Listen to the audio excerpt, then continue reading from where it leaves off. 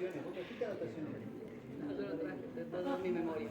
Bueno, vamos a arrancar con esta ronda, mesa redonda, donde van a exponer Carlos Vicentín y Marita Cortés. Bueno, para los que no saben, estas jornadas las organizamos estudiantes y docentes del profesorado de teatro, y viene Guillermo Mérez. Vamos a esperarlo. Hola, Guillermo. Hola, Bueno, estas jornadas surgen de la necesidad de buscar nuevos espacios para formarnos. No es que el profesorado nos quede chico, para nada, pero por ahí está bueno pensar en ampliar los horizontes del conocimiento, de producir conocimiento y de activar la movida teatral en Paraná y alrededores. El eje en esta jornada son las infancias, porque cuando nos juntamos en un primer chispazo de ganas, pensamos que quizás es el campo laboral que vamos y tenemos más acceso, digamos, generalmente todos empezamos trabajando en infancia. Sin embargo, a los lugares donde nos formamos no están dirigidos hacia infancias. Hay muy poco investigado sobre el teatro relacionado con infancias, así que bueno, nos parecía como óptimo que el eje en este caso sean las infancias, y invitamos a estas personillas muy especiales a que nos cuenten sus experiencias. Carlos Vicentín es un teatrista entrerriano, tiene Saltimbanquis, que es una sala de teatro, y son talleres de teatro también para todas las edades. Un capo. Y él vendría a representar en esta mesa lo no formal. Y Marita Cortés, también una grasa del teatro entrerriano, que vendría a representar el teatro formal. Ella trabaja en el Consejo de Educación y también trabaja en escuelas. Así que bueno, sin más chácharas, vamos a pasar a arrancar y que ellos cuenten lo que tengan ganas. Bueno, no tenemos, bueno, espero que me puedan escuchar inclusive los de atrás. Bueno, mi nombre es Marita Cortés. Bien, tengo mi formación en teatro infantil. Yo vengo del teatro infantil, allá en Mendoza hacía teatro para chicos y también daba clases de teatro. Y en esto de trabajar sobre los espacios formales, particularmente todas las provincias, en lo que es en la Argentina, tenemos distintas historias en relación a esto. Entre Ríos es una ciudad donde hace muy poco, de alguna u otra manera, que está el teatro formal dentro de los espacios institucionales, ya sea escuelas primarias o escuelas secundarias. Esto no quiere decir que nunca hayan existido, porque yo me voy a parar. No quiere decir que nunca hayan existido, sino que nosotros cuando éramos chicos, seguramente todos hemos tenido alguna experiencia en relación al teatro, sobre todo los que tienen mi edad, más o menos que tienen 22 millones, 20 millones, en los cuales estaba a cargo de la señorita haciendo un acto, en donde los que priorizaban eran aquellos chicos que tenían mayores habilidades expresivas o comunicativas, aquellos que se expresaban de alguna u otra manera, y también en las escuelas secundarias se daba mucho con las escuelas, el teatro aparecía desde otro paradigma que tenía que ver más con la literatura, en donde los profesores de literatura llevaban y acercaban de alguna u otra manera estas obras de teatro. En la infraestructura que nosotros tenemos, tanto en la ciudad, ustedes se verán que, por ejemplo, hay escuelas históricas que todas tienen teatro, ¿vieron? Que todas las escuelas acá tienen teatro, por ejemplo, el Cristo y otras escuelas, no sé, el Centenario, la Escuela de Comercio, pero había otro posicionamiento en relación a eso, porque decimos, si tiene un lugar específico de representación, como es un escenario, como que no tenía el lenguaje. ¿Por qué? Porque justamente estaba en manos de aquellas personas que de alguna u otra manera tenían afinidad con él. Entre Ríos aparece con la resignificación de la escuela secundaria, aparece, diríamos, como por primera vez en espacios formales. ¿Qué se dice en espacios formales? Antes estaban en horas complementarias. ¿Qué son las horas complementarias? Son aquellas horas que las escuelas de alguna u otra manera van cambiando de planes de estudios y les van quedando. Entonces se van transformando en horas de proyectos. Entonces muchas escuelas, como la Escuela del Comercio, muchas escuelas tenían proyectos de teatro que los han ido sosteniendo durante todo el tiempo. Es más, aún todavía quedan algunas escuelas que presentan este tipo de talleres. Otras en horas complementarias. Otras, las escuelas privadas, tenían de alguna u otra manera un acercamiento, diríamos, al teatro, Y cuando aparece lo de resignificación de la escuela secundaria, aparecen las escuelas orientadas en arte. Las escuelas orientadas en arte son pocas en relación a la cantidad que hay. Son pocas porque de alguna u otra manera transformar la famosa caja curricular, la famosa caja es muy cerrada. O sea, son 30 horas y no hay más, no entra más nada. Esa caja había que transformarla a la artística, entonces eso fue muy difícil hacer. Entonces, cuando aparece esto, se siguieron quedando las, por ejemplo, del Cristo. No sé, querían los chicos tener teatro, querían que fuera artística, no iba a ser de ninguna manera porque tenían que echar a muchos profesores, eso es una realidad. O sea, no se podía hacer esa gran transformación. Entonces aquellos que tenían espíritu artístico son los que fueron de alguna u otra manera sobreviviendo a esto. Actualmente son 27 escuelas, de las cuales aparte tenemos 4 escuelas que son específicas de arte, y el teatro se incorporó en 5º año. Y la gran pregunta, lo único que había que discutir era si en 5º o en 6º, y eran solamente 3 horas. Yo no podía entender cómo 3 horas, porque acá aparece el huevo o la gallina. Estaba el profesorado de Gualeguaychú recién iniciándose, no teníamos profesorado acá en Paraná, entonces alucían a que no había profesores para complementar si nosotros lo podíamos poner en primer año, porque lo más lógico es que lo pusiéramos en primer año, ¿verdad? Entonces todos los chicos de primer año de la escuela secundaria pudieran acceder, diríamos, a este espacio, porque todos consideramos que es importante. En ese momento, bueno, se pone que es en 5º año, y en 6º, porque en 6º año se pone danza. ¿Y por qué se pone en danza en 6º año? Porque dijimos que de alguna u otra manera, la única manera de acercar de alguna u otra manera para que fuera más flexible para los chicos y más ameno, que fuera a través del teatro, que tuviera las primeras herramientas expresivas para luego, diríamos, incorporarse con la danza. Entonces, por primera instancia tenemos esa parte que tiene que ver con la escuela secundaria.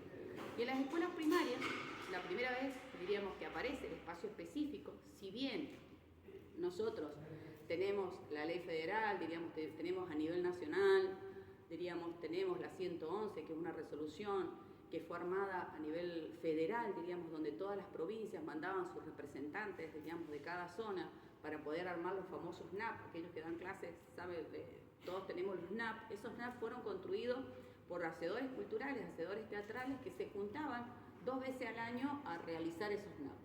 Entonces, esos actualmente están en vigencia, hoy por hoy están revisándolos. Estos NAP nos unieron, diríamos, a nivel país, donde se suponía que era el núcleo de aprendizaje prioritario que se debía dar desde Jujuy a la Patagonia. Digamos, todos tendríamos que tener como el mínimo común denominador. ¿Qué pasa? Que cada provincia tiene una realidad distinta.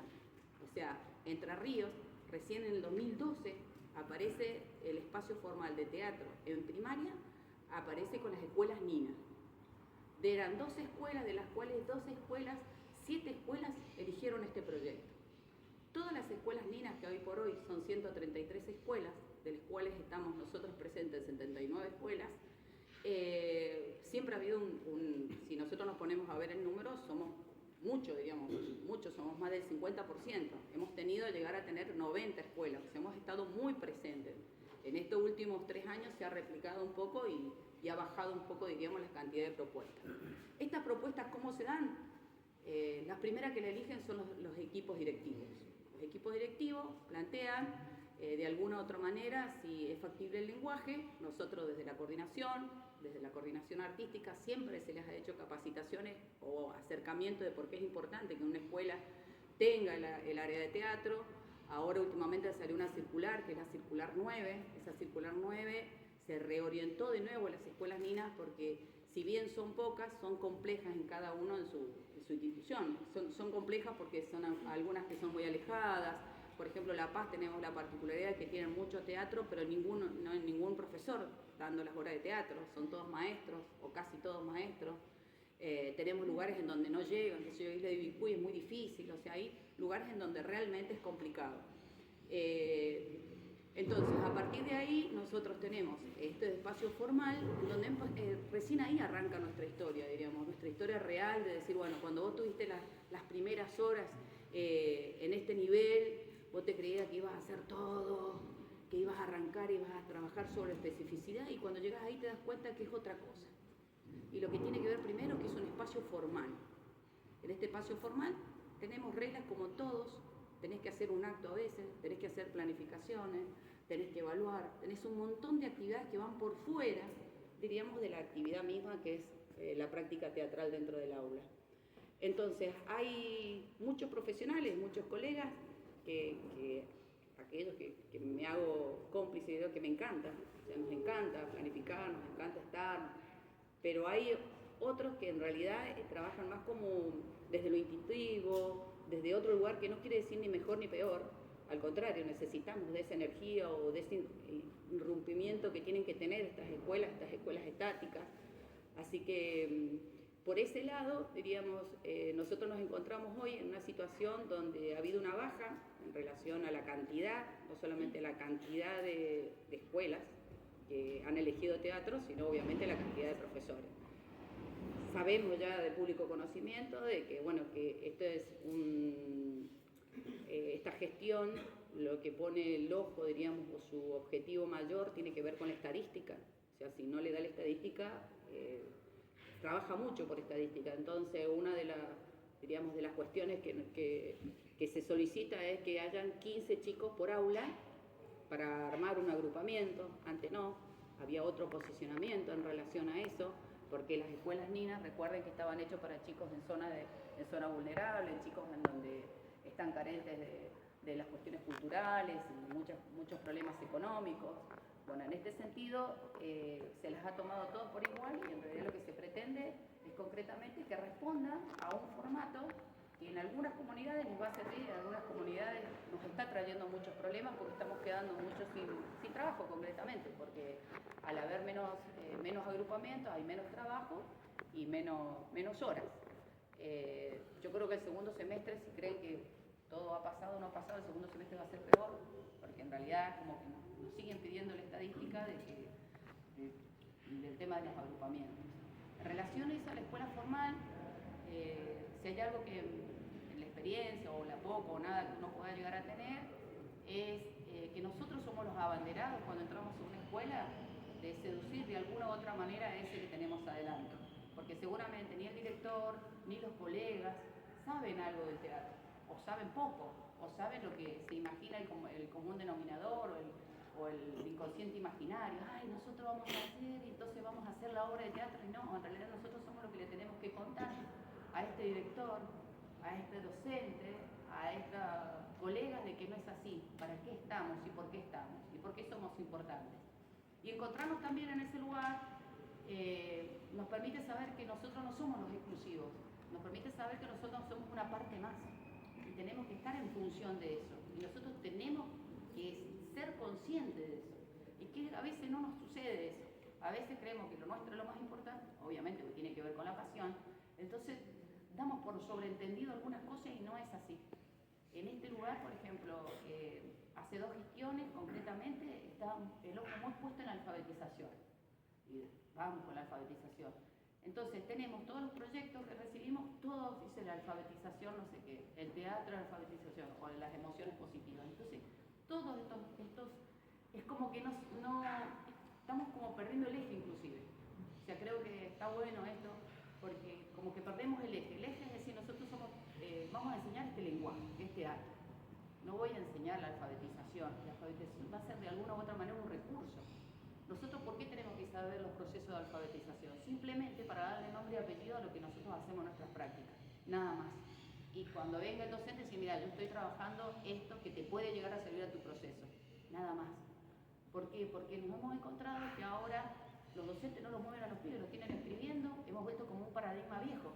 O sea, antes era todo movimiento, toda acción, y ahora tenemos como tienen que estar alfabetizados, entonces les hacen escribir textos, les hacen representar textos, nos tienen 5 horas leyendo todo el tiempo y no es el sentido del teatro dentro de la escuela. Con respecto a eso, a las cuestiones de alfabetización. Y cuestiones en relación, diríamos, a los actos escolares, el proyecto NINA es un proyecto muy precario. Precario en relación a las condiciones laborales que hay. Entonces hay como una manera del profesor de querer seducir a este directivo para que me dé 2 años y por ahí también corremos el foco de lo que es trabajo en proceso. Nosotros trabajamos sobre el proceso, concretamente. No es necesario que hagamos una muestra, pero a veces el directivo dice, ay, yo quiero la muestra. Bueno, nosotros el día 1 tenemos que empezar a convencer a ese docente de que no estamos para hacer. Al de música no le piden que los chicos salgan tocando flauta, o sí. A nosotros hay una exigencia mayor hacia el profesor de teatro y una predisposición, porque siempre el profesor de teatro es el que puede resolver. ¿Sí? Hay algo que nos dejó la pandemia en relación a esto, fue que los profesores de teatro en la pandemia fueron los que más produjeron y los que más calaron hondo, diríamos, en las casas de cada uno. Porque nosotros estamos acostumbrados a trabajar de la nada y en el colectivo. Y fue maravilloso las cosas que se hicieron.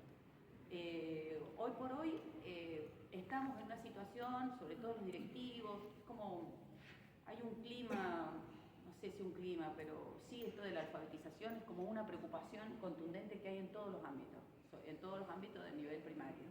O sea, se plantea esto que es muy importante, es un objetivo muy grande que tiene la escuela primaria, porque los pibes salen sin leer y escribir, entonces tenemos un gran problema.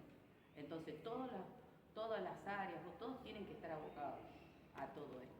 Pero nosotros consideramos que tenemos que volver a reencontrar el sentido del teatro dentro de la escuela. El sentido de trabajar con el otro, que el teatro es un espacio de conocimiento, que sí tenemos una flexibilidad de trabajar con el otro, que eso es valiosísimo, porque hoy por hoy sabemos que las individualidades son lo que se prioriza hoy diríamos, en las infancias inclusive. O sea, antes cuando era chica yo le prestaba, no me daba porque era muy pobre, pero me copiaban un pedazo de factura o lo que sea, ahora nada se te ocurra. Chicos, no, hay cosas que se consiguen de ninguna manera. Entonces esas cosas que antes estaban establecidas de casa son las cosas que tenemos que volver a establecer en estos espacios. Y no irnos tampoco, también nos está pasando que tenemos muchos proyectos que por seducir a todo esto le ponemos emociones positivas. Emociones en todo el tiempo estamos cargados de emociones. No podemos sectorizar acá, yo voy a trabajar la emoción. No, en realidad lo que tenemos que hacer es identificarla nada más.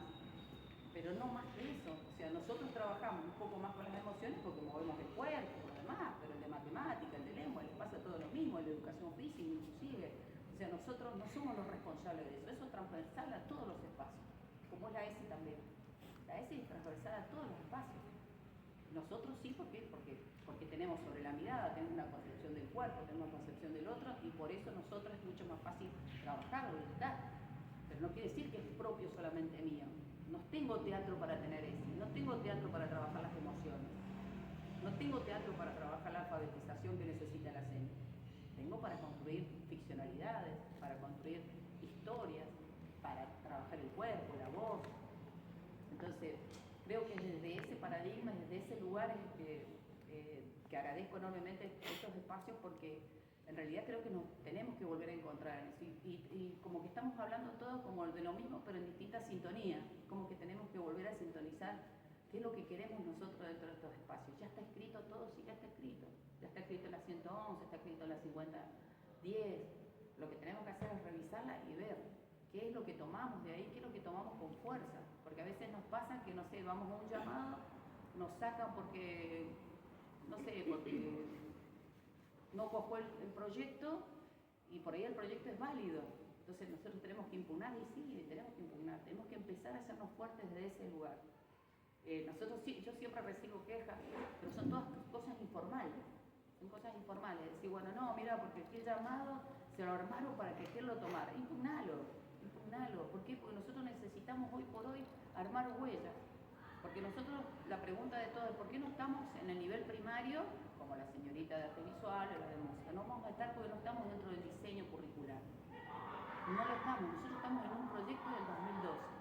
Vamos a estar en ese, pero cuando llegue el momento nosotros tenemos que haber escrito todo.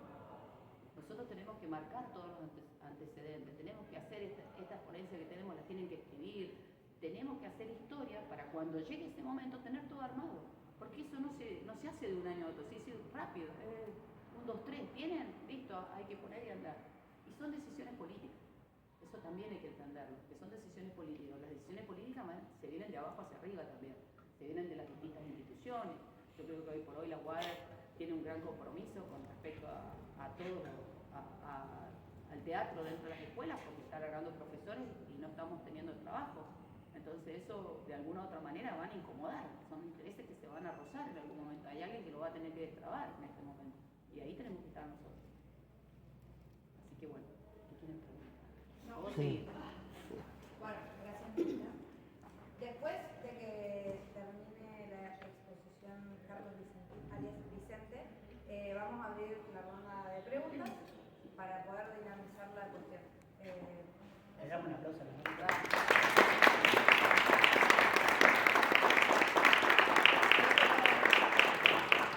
Ahora, Bueno, muchas gracias, Sachu. Buenas tardes. Como dijo Achu, Vicente, para los que no me conocen. Primero que nada, agradecer la invitación para estar hoy charlando, más que exponiendo, conversando con ustedes. Creo que esto de las jornadas es un hallazgo importantísimo, que estimula, que nutre, y está buenísimo que estemos pensando sobre nuestras prácticas y sobre todo en nuestra ciudad. Lo de ayer fue muy emotivo, lo de las exponencias, no lo quiero dejar pasar. Fue muy lindo, fueron muy elocuentes y muy edificantes lo que pudimos apreciar ayer a la tarde. Ahora, bueno, nos toca hablar a Marita ahora desde lo formal, yo desde lo informal o no formal, si se quiere. Voy a comenzar, yo anoté, no sé, podría arrancar por varios lugares, pero bueno, me anoté algunas cositas por ahí para conversar, para intercambiar, y después creo que lo rico puede estar en las preguntas para saber por dónde van las motivaciones o curiosidades de la concurrencia en general. Voy a contar un poquito sobre los distintos formatos de taller que pueden existir. Voy a poner algunos tipos, podría haber muchos más. Y para eso voy a remitirme a mi historia, a mi experiencia, que es de donde voy a hablar y para eso fui convocado. Yo empecé a dar clases en el 2000 y comencé en el formal, digamos, en la Escuela Zuluaga de San Benito para adolescentes. Estuve 12 años ahí trabajando, así que bueno, así como conozco lo no formal, también conozco lo formal. Hice también varias experiencias en escuelas privadas para infancias, que es el tema que nos convoca. Y bueno, con el pasar del tiempo, después también en el 2001 fuimos convocados con una pareja que yo tenía en ese momento para arrancar una iniciativa en un centro cultural que abría sus puertas, se llamó Recreartes y estaba en calle López y Planes, allá por la iglesia Santa Teresita, por ahí. Toda esta historia la voy haciendo para tratar de describir un poco los distintos establecimientos a los que por ahí damos clases, ¿no? El taller dentro de la escuela fue... Y todo esto lo traigo para que veamos que a veces hay pros y contras en todos lados. No hay ningún formato ni mejor ni peor. Cada lugar tiene sus diferencias y quizás está bueno que estén todos, ¿no? Lo que me pasó dentro del Estado es una cuestión que un poco vos comentabas, y es esta cuestión de que cada directora que venía yo tenía que explicarle para qué era el taller de teatro, en qué consistía. Las invitaba a los directivos a que vayan a ver mis clases y sobre todo esta cuestión de renegar con las muestras. Hoy por hoy el teatro se conoce más, hay más teatro para infancia, en su momento no era tan popular los talleres de teatro. Hoy tenemos la suerte de tener una carrera incluso de profesores de teatro, lo cual es un montonazo, pero en ese tiempo mucho no se conocía. Entonces era renegar todo el tiempo, directora que venía, tener esta charla. Los chicos, yo empecé dando clases a un ruso que se iba de la escuela después a manejar un tractor.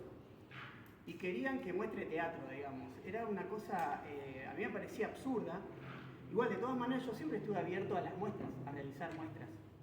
Lo que sucede es que los alumnos me manifestaban que no querían, porque hay una cuestión con la inhibición y con el mostrar, que genera a veces que todo el proceso que hacemos durante el año sea contraproducente. Entonces yo defendía siempre a los alumnos primero, ¿no? Y bueno, ahí siempre hay una tensión que a veces es muy difícil de sortear. me pasó tener la experiencia con infancias en escuelas privadas que por ahí sucede mucho esto de el querer mostrar, o tenemos teatro para hacer una obra para afuera, ¿no? Pero no nos importa el proceso muchos hablaban de esto ustedes ayer en sus ponencias, eso que pasa dentro del seno del taller, la experiencia que podemos tener con el juego, con las presentaciones, con las distintas consignas que damos.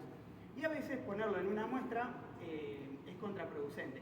A veces me sucedía en las escuelas privadas donde estuve, que duré muy poco, que te tiraban una bochita, como era muy común en ese tiempo el grabadorcito, y 50 gurises, una vez 70, en una cancha de básquet, a correr. Quilombo, para todos lados. Es imposible dar nuestra materia en esas condiciones. Paralelamente, comienzo a dar en Recrearte con esta compañera y ahí se da otro tipo, ¿no?, de formato. Cuando a vos te llaman, ¿no? Te llaman y el espacio está preparado para que vos des clases, se genera otra cosa, eran 7 alumnos y yo me sentía que ahí podía trabajar de otra manera, que podía lograr o tenía los logros o los objetivos que yo pretendía con el taller.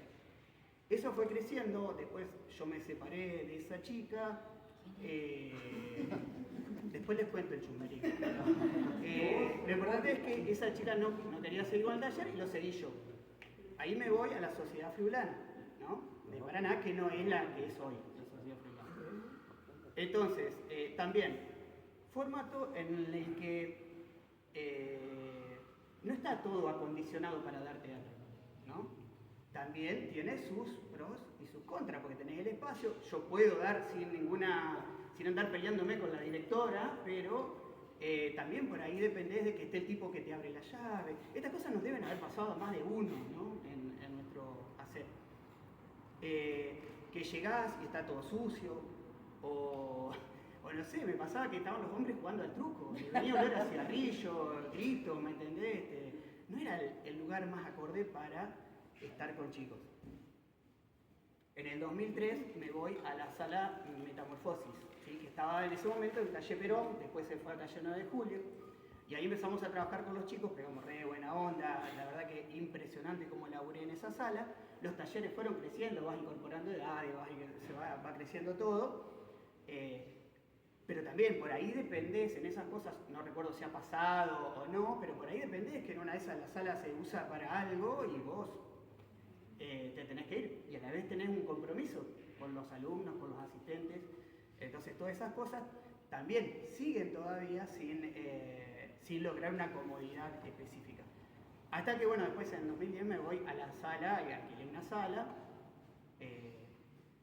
Que bueno, ahí sí tenés todas las comodidades, las acondicionás para dar teatro, le ponés todos tus chiches, tus gustos, pero también es bueno resaltar de eso que también te compras otras complejidades, porque hay que pagar el alquiler, porque tenés que conseguir los alumnos, porque tenés que sostenerlo en el tiempo, porque en lo no formal así, de esta manera, cuando no te llaman, cuando no está condicionado, tenés que hacer todo vos.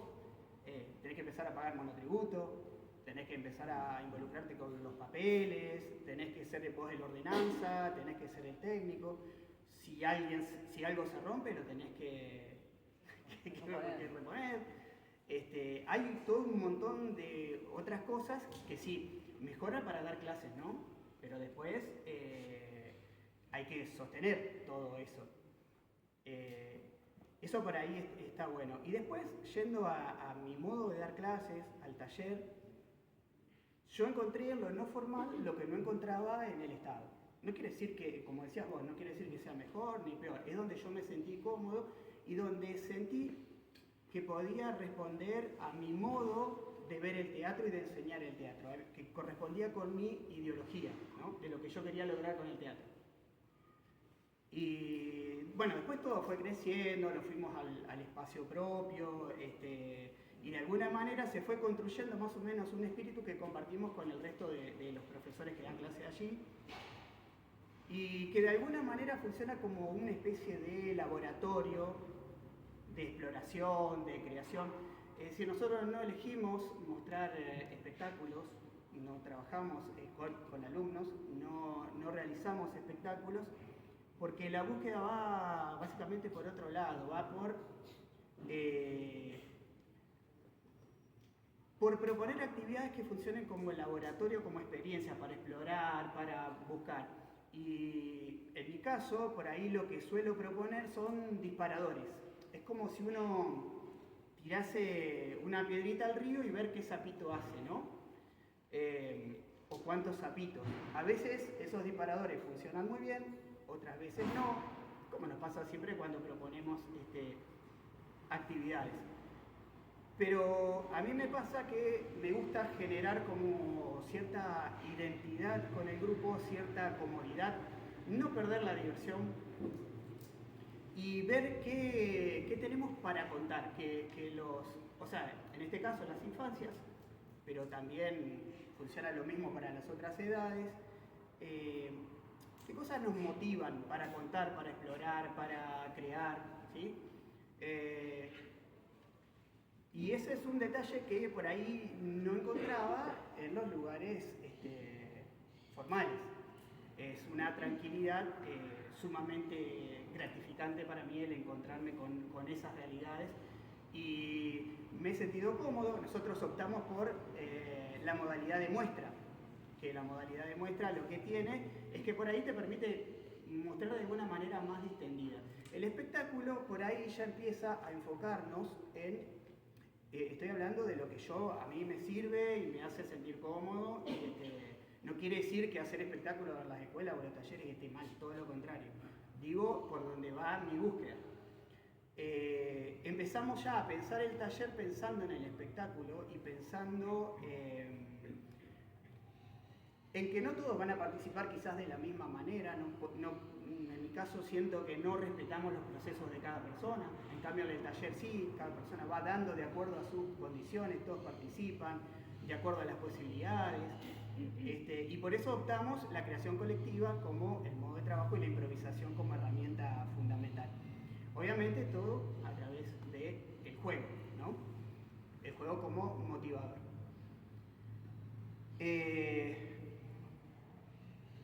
Para mí es fundamental trabajar con lo que salga de ellos, con lo que ellos tengan ganas de motivar, transmitir, contar.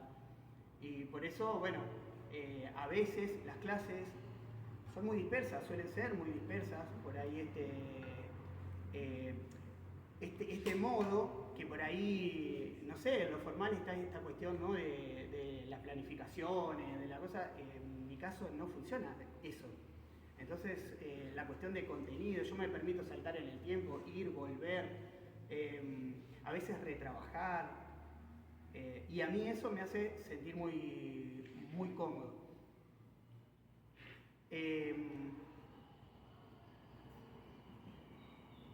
Hay algo que también sucede con la muestra y que tiene que ver con que a veces nos exponemos o estamos muy cerca de la desprolijidad, porque es todo muy, a veces,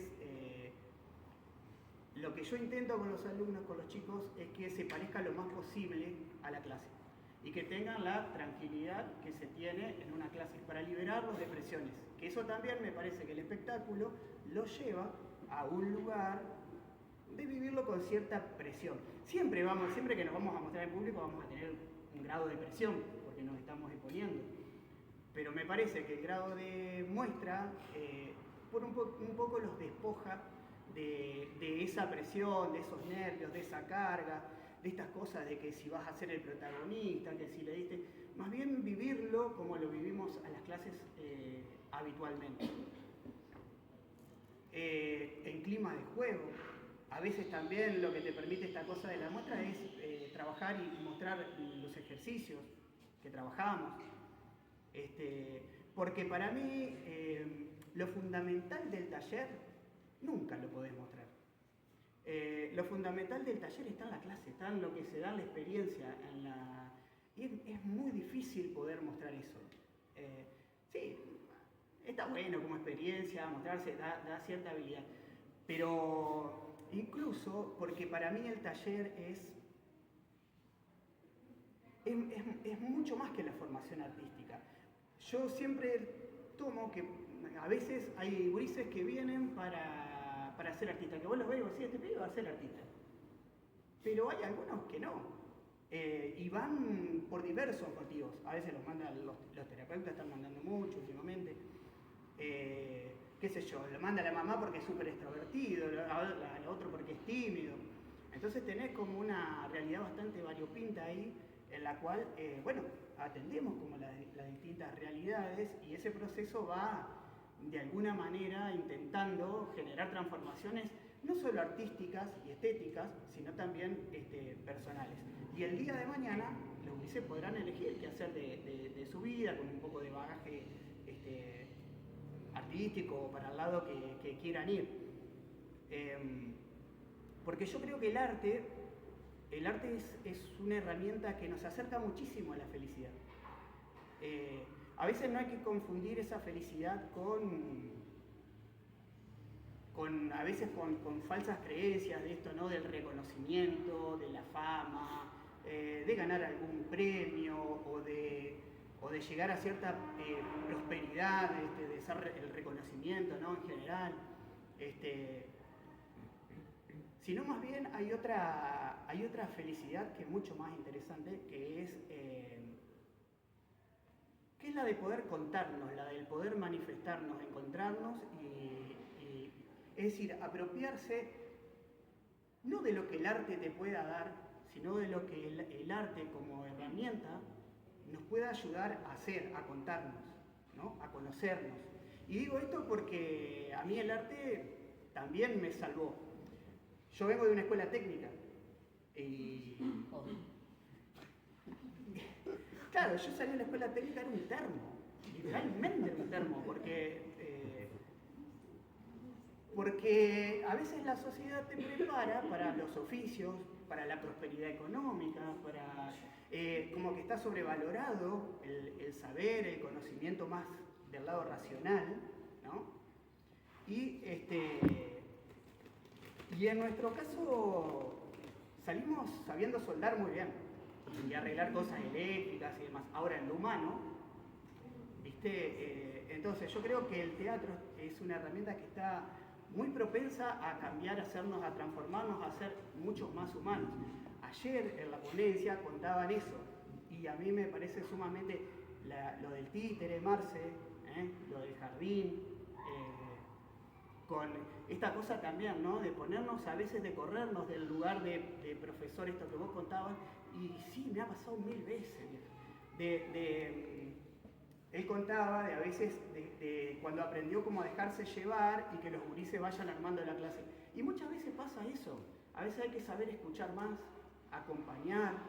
Y a veces hay clases que se van haciendo solas porque el azar o las mismas ocurrencias de los gurises van generando el material.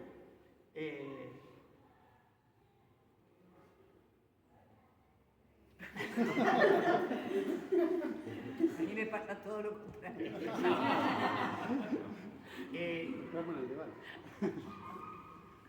Bueno, entonces me parece que el teatro tiene mucho para aportar a eso.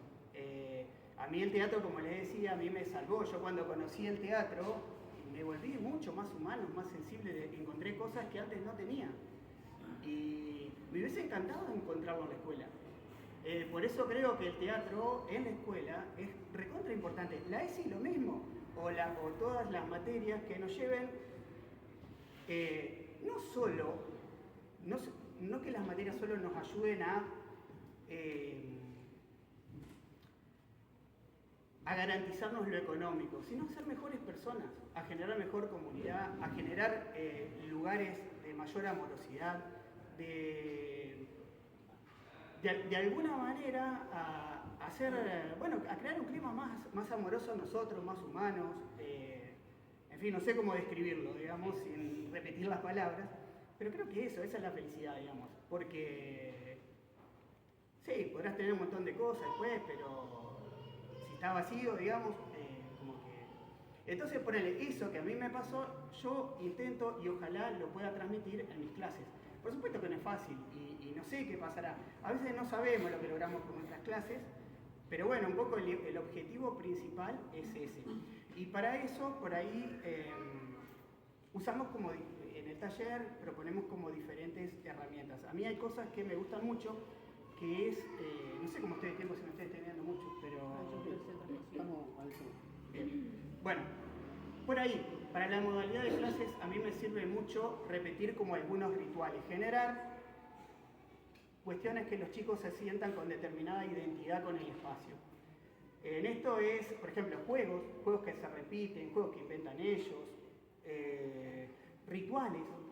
Ponele, a mí me gusta que lleguen al teatro y a la sala de teatro y no sea como entrar a cualquier lugar. Entonces ya hace mucho tiempo, por ejemplo, que trabajo con olores. Yo soy medio fanático de los saumerios, pero, y esto lo he aplicado a las clases. Una vez, llegando al taller, una de las nenas me dice, el olor a teatro se siente de mitad de cuadro. Y yo dije, entonces no estoy tan loco. Ahí hay algo, ¿no? Eso, la música. Siempre hay una música diferente, porque la música nos abre la cabeza, ¿no? Y después generar como otros rituales. Bueno, también en el espacio no formal lo que sucede es que se suele dar mucho caos, ¿no? Madres que llegan tarde con sus hijos, ven a pagar las cuotas, que no sé qué, que el otro nene no sé qué se le rompió la ropa, genera un caos. Eso también me ha servido en el último tiempo trabajar con profes asistentes, ¿sí? Que eso ayudan no solo a atender esas cosas, sino también ofrecen otro panorama, complementan lo que vos estás trabajando. En este momento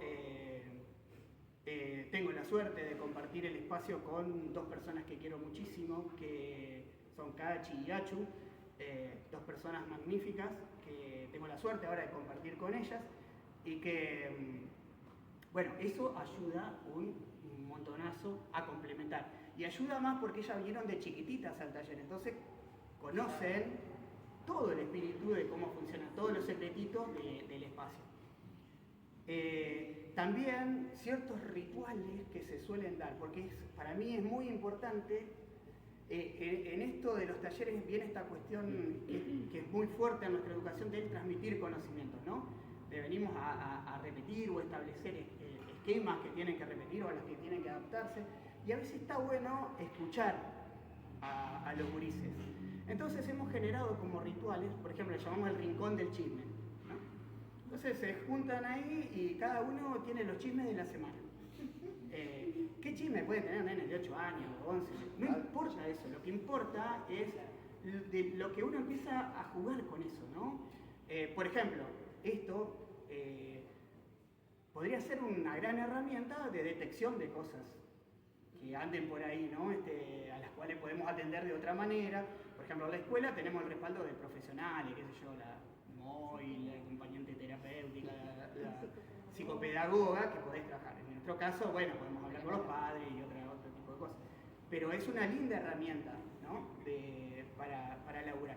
Hace que ellos empiecen a hablar y a tener pertenencia, creamos juegos.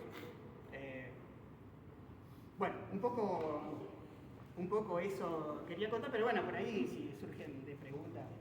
Quería decir otra cosita, porque yo creo que me quedé en un plano y me olvidé del otro plano.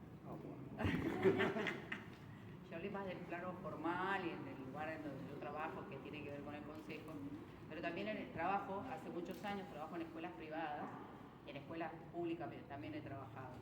Y como represento de alguna u otra manera, estoy de un lado y estoy del otro, por ahí nosotros también tenemos como Estado o como este espacio dentro del aula, tener un compromiso, diríamos, de que las prácticas áulicas sean de alguna u otra manera garantizables y que suceda algo que tiene que ver con el espacio.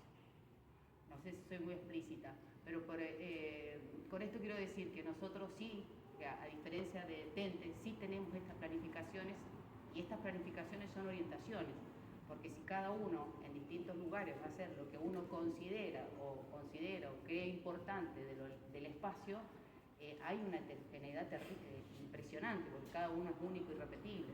Entonces, esas planificaciones, esas orientaciones pedagógicas te hacen que de alguna u otra manera garantices a ese chico o a esa chica a que experimente experiencias vinculadas justamente al nivel, a los juegos, a todo lo que tenga que ver con el nivel y con la especificidad del lenguaje.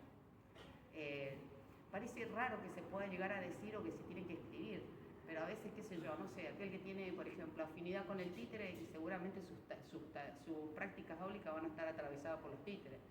Yo odio los títeres y me tiro una metáfora.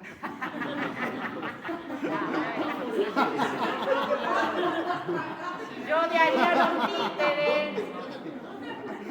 los títeres, no lo haría. ¿Entendés? Entonces, si esto está escrito, de alguna otra manera, nosotros tenemos la responsabilidad de alguna otra manera garantizarle tanto la experiencia del títere o como todas las otras experiencias que se consideren importantes en este espacio. Por eso, para mí, las planificaciones, para mí son un camino. ¿Entendés? Y yo, en realidad, yo generalmente tengo primero, tercero y primer año. Yo tengo en primer grado, generalmente nos manejamos por unidades didácticas y vos ya sabés más o menos cuántas unidades didácticas tenés en el año y más o menos esas unidades didácticas cuántas podemos representar en cuántos contenidos o cuántos saberes o cuántos objetivos. Yo lo manejo con objetivos generales. Yo me pongo 4 objetivos concretos, entonces cada objetivo para mí tiene que tener de alguna u otra manera, uno es global, que es de todo el año, y el otro es más específico. Uno tiene que ver, por ejemplo, siempre con las formas expresivas, que tiene que ver con títere, con teatro de sombra, con todo. Entonces, en eso lo tenemos desde primero a sexto grado. ¿Y por qué es importante tenerlo? ¿Y por qué es importante que lo diga? Porque si no, a veces, si tenés más de un docente en la misma escuela, podés repetir lo mismo. Entonces es necesario que de alguna otra manera, ese camino de alguna manera esté como organizado. Eso se llaman recorridos pedagógicos. Tengo que garantizar en el recorrido del alumno o la alumna que no sé, qué teatro de sombra se da en cuarto grado. Pero no es porque lo decidimos, es porque de alguna manera no nos podemos pisar uno a otro. Pero si ese chico, que es la única oportunidad que va a tener de tener teatro, que de alguna otra manera en este corrido se lo podamos garantizar. Para mí, en realidad, las planificaciones o estas orientaciones están vinculadas más con eso, de que nosotros nos podemos orientar y decir, bueno, vamos hablando en este mismo lenguaje, diríamos, y a veces no nos sucede eso. A veces sucede que las prácticas siempre están muy ligadas a las personalidades de los profesores. ¿Entendés? Yo soy de las que considero de que si hay del cuarto a sexto grado y hay 2 profesores, esos 2 profesores tienen que planificar junto todo el recorrido pedagógico de los chicos. Porque de alguna u otra manera tienen la responsabilidad de que esos chicos de alguna u otra manera vivan todas estas experiencias. Y los rituales teatrales, está muy bueno lo que dice Tete, porque nosotros irrumpimos en el espacio todo el tiempo. Lo primero que nosotros aprendemos o enseñamos, cuando los chiquititos de primer grado, es cómo ubicamos en el espacio, porque tenemos un aula para trabajar. Entonces, ¿cómo ubicamos? Siempre la misma silla en el mismo lugar para que nosotros tengamos este espacio. Y las famosas rondas, famosos rituales que van haciendo este espacio un espacio único. Cuando uno le pregunta a los chicos en determinadas, porque trabajo en una escuela donde todo es estadística, cuáles son los lenguajes más significativos, cuáles son las experiencias, te plantean qué es el teatro. ¿Por qué es significativo? Y también en estos recorridos pedagógicos, te hablaba de las muestras, se plantea también que ya no está, sobre todo en escuelas en donde hay conciencia del espacio, escuelas que generalmente no lo son, que no tienen conciencia de qué es este espacio dentro de la escuela. Está la directora que te pide la muestra y esta directora que te dice hacer lo que tengas que hacer. En el que tengas que hacer seguramente va a ser una clase abierta. Ahora si el pibe está de primer grado a sexto grado, en algún momento va a tener que mostrar, porque si no algo no está sucediendo. Si el teatro termina siendo teatro cuando el otro lo ve, termina siendo un juego dramático.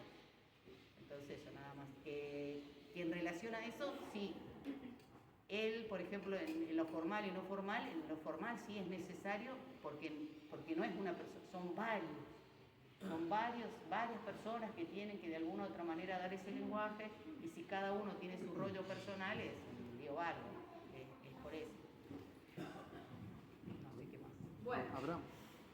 increíble.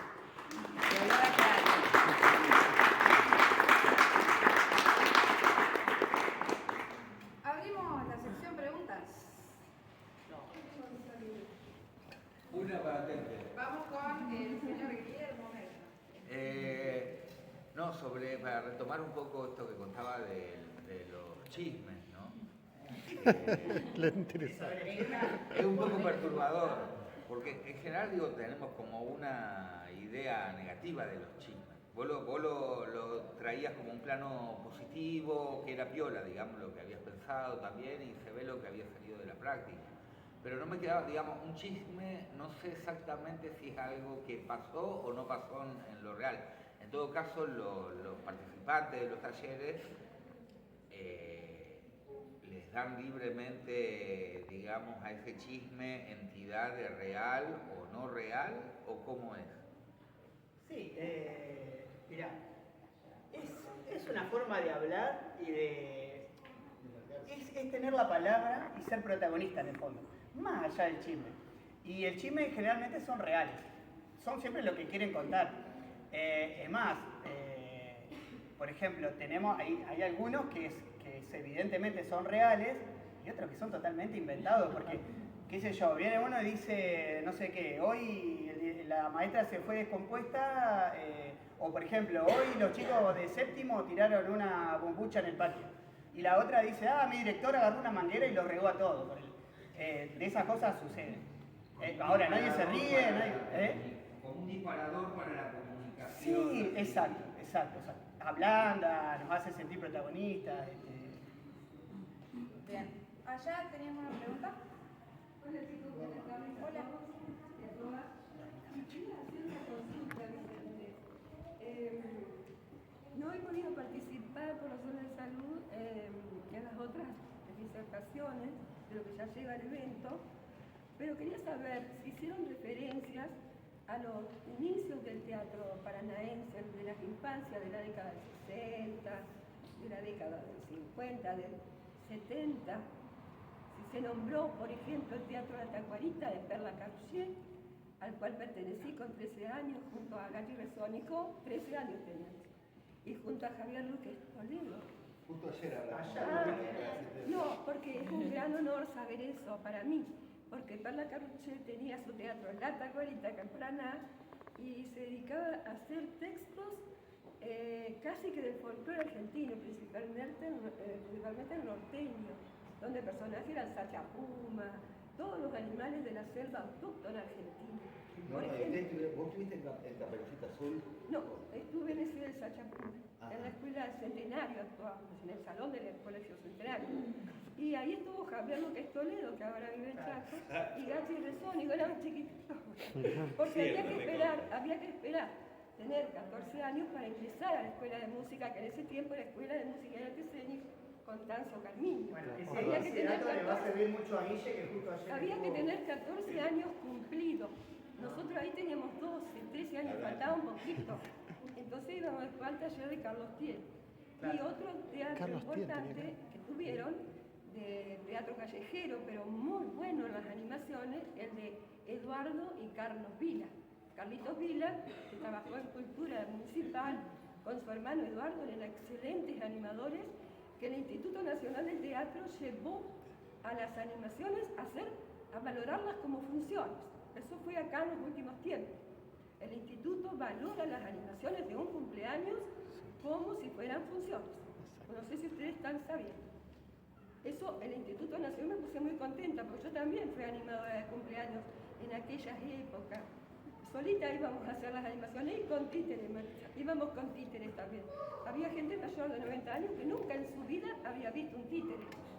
Y el títere le hablaba. Yo iba a bautismo, a cumpleaños, a comuniones, ¿por qué?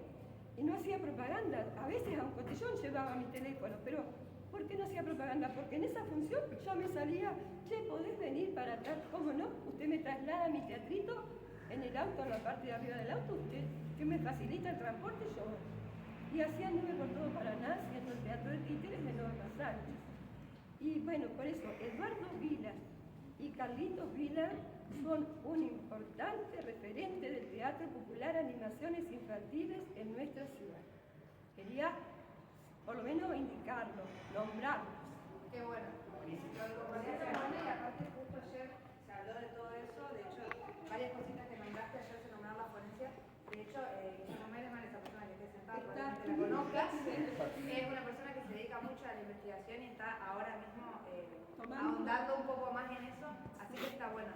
Por ahora vamos a seguir porque nos queda muchísimo tiempo acá, Mona, sí. volvemos ahora a la actualidad, y sobre todo a las infancias actuales, que son las que por ahí me interesan que charlemos un poquito. Si ustedes ven y en sus prácticas, ven en este nuevo paradigma de pantallas y de también algunas crianzas que,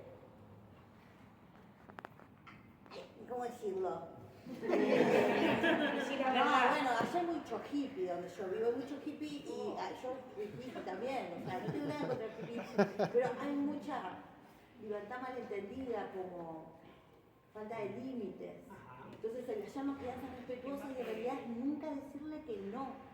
Y a mí me parece terrible, y yo un poco lo veo en mis talleres y en mis encuentros con las infancias, a esa falta de límite y esa falta del no. Y bueno, ¿y cómo ustedes se encuentran ante estas nuevas infancias y qué recursos o herramientas tienen? Creo que donde más se sintió fue cuando volvimos de la pandemia, no sé si coinciden, cuando volvimos de la pandemia eran chicos desconectados, directamente desconectados, no había nada que lo único que cuando empezamos a dar clases, particularmente en mi situación, era lo único que los calmaba y de alguna u otra manera cuando uno se ponía en calidad de narrador. Después era como el tema de los límites y demás. Y ahora concretamente es la tolerancia. No tienen tolerancia, no respetan los límites. Creo que vienen y van a venir más complicados. Decir que son menos. Sí, yo creo que una... Pero también hay una manera en esta hábitat de romper el espacio, de trabajar con los rituales y demás, uno va movilizando otras cosas. Que en definitiva, de alguna u otra manera, los vas tratando de conectarse. Sí te toma más tiempo, te toma mucho más tiempo ser chico, pero a la larga termina haciendo todo. O sea, es el tema del límite, pero no tiene que ser solamente nuestra clase, no tiene que ser un no colectivo en todos los lugares. Yo tengo una nena, por ejemplo, particularmente de primer grado, que agarré la psicopedagoga y le dije, mira, ¿cuántos no le vamos a dar a esta nena? Porque en realidad si yo le digo no salís del aula, se lo tengo que decir yo, se lo tiene que decir la directora, se lo tiene que decir todo. Porque la nena no tiene problema de la cabeza ninguno, tiene un problema de límite. Entonces, ahí también está esto, se empieza a jugar esto de que viste que a veces no es solamente un tema de límite, que vos te vas dando cuenta, el tiempo te vas dando cuenta si es un tema de límite o le está pasando otra cosa que nosotros no sabemos diagnosticar. Entonces, pero en este caso concreto, cuando te miran y ya sabes cómo te miran, te el límite. Pero sí es complejo, pero no imposible. Sí, yo creo que es un tema re complicado. Sí. Yo no sé si vos decías los hijos de hippies o los profes hippies, No pasa. pero no pasa por, me parece que no voy a un lugar donde ninguno es hippie pasa. No pasa por ese lado. Sí, sí creo que, por ejemplo, en el contexto de un taller debe haber acuerdos que se estén reafirmando permanentemente. Y para mí hay como tres cosas que son básicas. Primero el cuidado de ellos, su integridad física, la del grupo, y después, bueno, el mobiliario, digamos, que no se estén haciendo daño. Implica una responsabilidad muy grande, un riesgo grande. Y a veces es difícil de manejar, por supuesto, que tenés que estar reviéndolo todo el tiempo y reforzando esos acuerdos permanentemente. Sí, creo que hay muchos pibes que, bueno, que hay una cuestión con la manipulación que sí, que es evidente, que se da. Por ahí también esa manipulación es reflejo de lo que hay más arriba, ¿no? De sus adultos. Bueno, y con la pantalla el nivel de concentración también y de atención. Sí. Bueno, básicamente eso, reforzar todo el tiempo esa cuestión. Para mí hay que hablar y también tenemos que tener en cuenta que, por ejemplo, que lo que venimos hablando, que no sobran espacios para la libertad y para el juego, y entonces a veces se confunde. Entonces esos límites, esos encuadres hay que darlos. Es un juego, es muy libre, pero tiene sus reglas, tiene sus límites también, como toda actividad. Es difícil, es un desafío.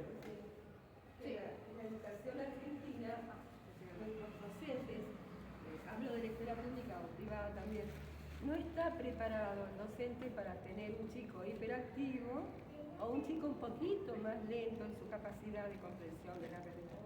No está preparado. Y los docentes auxiliares, por ejemplo, de teatro, hará también reglas aparte para comprender a sus alumnos. Comprender, no entender. Entenderlo ya está ahí, se supone que tiene esa capacidad. Pero comprender, hacerlo en su realidad. ¿Alguien tiene otra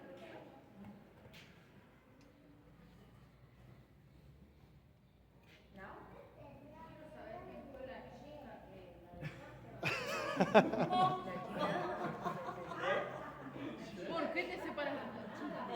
Ah, eso fue en el 2001. Había crisis. Nos separamos, Bueno,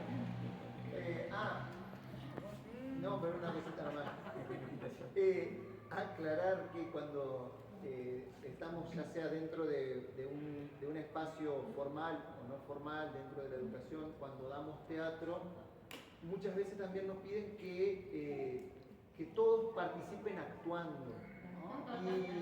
Y no se dan cuenta que nosotros del teatro independiente, los que venimos del teatro independiente, necesitamos un montón de equipos que hacen que esto funcione, engranajes. Si no, no tendríamos, qué sé yo, Sergio Fabri, técnicos que son importantísimos, o escenógrafos, un Godoy Wilson, y por ahí está bueno eso también, saberlo, que el teatro no es solo la actuación, ¿no? Para planificar nuestras clases, para ver cómo hacemos para que todo el grupo participe también y tenga una función y se sienta parte de esto que llamamos teatro. ¿Me puedo hacer una pregunta? sí, Cortita. Bueno, no sé. ¿Cuánto tiempo tenemos? 3 minutos, dale. Es que el tema de la respuesta, no la pregunta. Si en realidad es como pensándolo desde el punto de vista del trabajo docente. Si ustedes consideran que hay una variable significativa en el trabajo docente respecto de las infancias, o no, digamos. Si hay algo puntual a lo que mirar, hacer hincapié, en diferencia al trabajo con adolescentes, adultos. Digo, si hay algo distinto, o simplemente es adaptación de temáticas.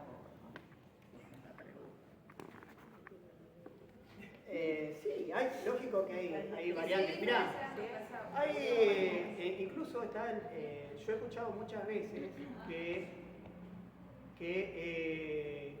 esta cuestión de que los niños no hacen teatro. Lo he escuchado muchas veces.